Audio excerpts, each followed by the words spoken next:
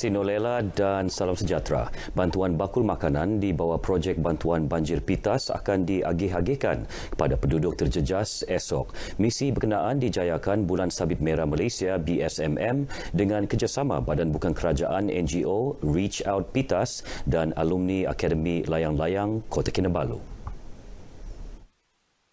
Pengerusi BSMM Kota Kinabalu, Remy M. Gunsalam berkata bantuan ini akan diserahkan kepada 350 keluarga dari 10 buah kampung di daerah PITAS yang terjejas banjir baru-baru ini. Daripada jumlah itu, 110 bakul makanan akan dihantar menggunakan helikopter Akademi Layang-Layang Kota Kinabalu ke kampung-kampung yang tidak dapat dilalui kenderaan akibat kerosakan yang dialami akibat banjir. Dalam bentuk makanan, kita bagi beras, kita ikut saiz keluarga lah. Ada yang keluarga lebih besar tu kita bagi 20 kilo beras lah. Dan makanan-makanan asas lah seperti tepung, gula, garam, ikan sardin dan juga minyak masak. Beliau berkata demikian kepada pemberita selepas meninjau persiapan akhir projek bantuan banjir PITAS di Kota Kinabalu. Sementara itu, Ketua projek berkenaan yang juga merupakan alumni Akademi Helikopter Layang-Layang, Syahdon Pong menjelaskan bantuan akan dihantar seawal 8 pagi esok dari Pekan PITAS ke Kampung Lok Dangkaan PITAS. Penghantaran bakal melibatkan 8 kali penerbangan bergantung kepada keadaan cuaca semasa. A bit more challenging this time, yeah. Reason being that we are doing more families this time. The last one we did was basically 80 families only. We have to prepare in advance landing areas, make sure that we can enter safely and get out safely.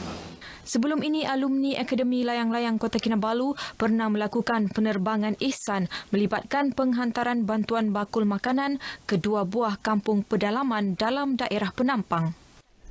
Sementara itu, seramai 2,000 penduduk di Kampung Gumpa PITAS lega apabila kerajaan negeri menyediakan laluan alternatif bagi menggantikan jambatan utama yang runtuh ketika banjir baru-baru ini.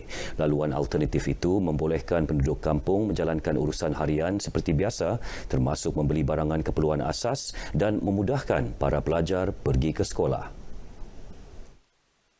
Adun PITAS Datuk Seri Rudi Awar ketika dihubungi RTM selepas meninjau laluan alternatif itu bagaimanapun menasihatkan penduduk agar sentiasa berhati-hati ketika menggunakan laluan alternatif itu sementara menunggu pembinaan jambatan baharu. Katanya Jabatan Kerja Raya JKR Sabah sedang menyiapkan reka bentuk jambatan baharu Kampung Gumpa bagi menggantikan jambatan lama yang runtuh. Sementara itu, Datuk Seri Rudi juga berkata sebanyak 5,000 bakul makanan sudah diedarkan kepada penduduk terjejas banjir di daerah berkenaan. Proses pengagihan diselaraskan Unit Pemimpin Pembangunan Masyarakat N3 PITAS dengan kerjasama Jabatan Kebajikan Masyarakat. Yayasan Dakwah Islamiyah Yadim Sabah meneruskan misi penyerahan bantuan bagi meringankan beban penduduk yang terkesan akibat penularan pandemik COVID-19 dan bencana banjir yang melanda beberapa daerah baru-baru ini. Terbaru, sebanyak 100 bakul makanan diserahkan kepada pelajar SMK Pengalat Papar dengan kerjasama Unit Pembangunan Pemimpin Masyarakat UPPM Kawang. Pengarah Yadim Sabah Haji Samin Ongki berkata kerjasama dengan UPPM dan pihak sekolah merupakan medium terbaik dalam usaha menyalurkan bantuan kepada pelajar B40. Saya tahu bahawa ada di kalangan ibu bapa ataupun keluarga pelajar ini terlibat dengan masalah COVID dan juga banjir yang melanda baru-baru ini. Oleh itu kami bekerjasama dengan PIBG dan sekolah untuk menyampaikan sumbangan kepada keluarga yang terlibat itu. Haji Samin ditemui RTM dalam majlis penyerahan sumbangan bekalan makanan kepada SMK Pengalat Papar. Dalam pada itu, Pengetua SMK Pengalat, Zarida Muhammad Junaidi berharap lebih banyak pihak tampil membantu pelajar yang memerlukan bantuan. Bagi pihak SMK Pengalat ingin mengucapkan terima kasih dan setinggi-tinggi penghargaan di atas sumbangan yang disampaikan.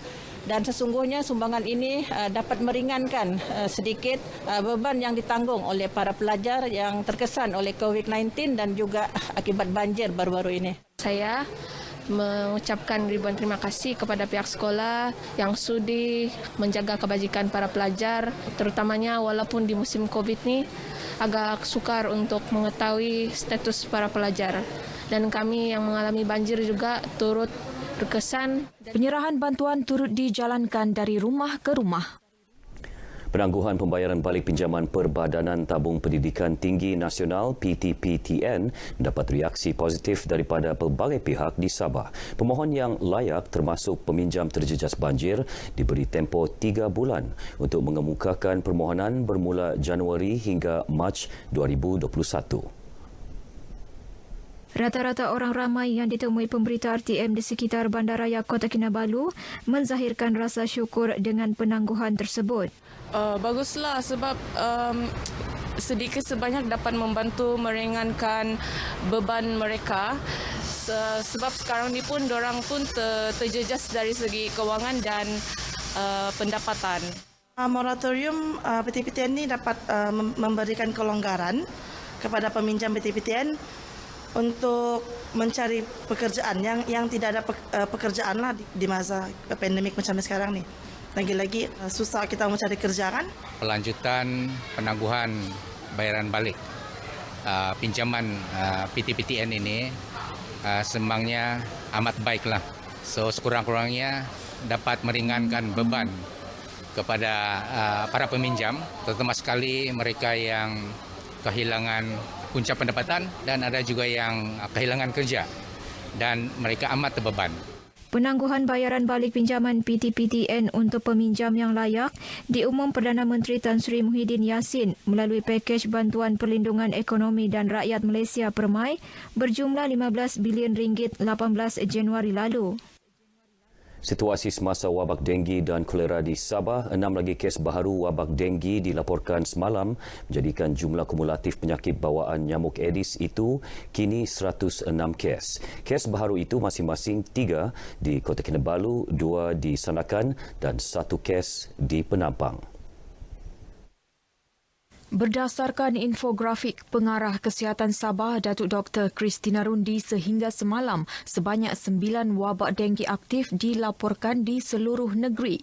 Ia membabitkan 4 lokaliti di Kota Kinabalu dan masing-masing 1 di Tawau, Lahad Datu, Papar, Sandakan dan Semporna. Bagaimanapun hanya 1 lokaliti iaitu LP77 Taman Sri Apas PPR Batu Lapan Tawau dikategorikan sebagai kawasan hotspot wabak denggi yang mencatatkan 15 kumulatif kes dalam tempoh melebihi 30 hari. Sementara itu, wabak aktif di 8 lokaliti lain terkawal. Justru orang ramai diajak meluangkan masa 10 minit seminggu untuk mencari dan memusnahkan tempat pembiakan nyamuk Aedes di sekitar kawasan kediaman masing-masing. Sementara itu, wabak kolera kekal 1 kes selepas tiada pertambahan direkodkan semalam. Sekian berita dari Sabah petang ini bersama saya Konstantin Pahlawan. Bersama-sama putuskan rantaian COVID-19. Kita jaga kita. Kembali bersama Nolela. Silakan Nolela.